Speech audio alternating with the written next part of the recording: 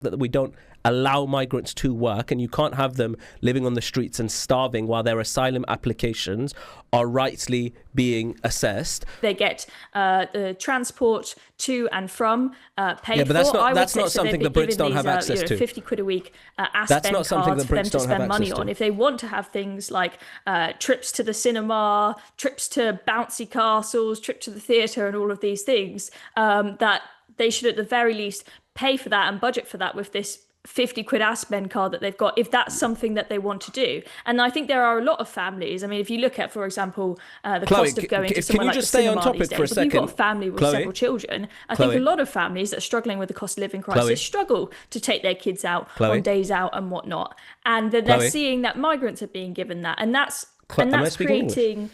Very Chloe? sadly, a lot of resentment and frustration. I've asked you twice now. You've not been able to name a single thing that migrants have access to that British citizens don't have access to. You spoke about hotels and foods that they get in those hotels. That's a direct result of the fact that we don't allow migrants to work, and you can't have them living on the streets and starving while their asylum applications are rightly being assessed. But the reality is that as long as people who are refugees and asylum seekers are seeking refuge and asylum in this country, there has to be a level of support given to them, or they have to be given the right to work.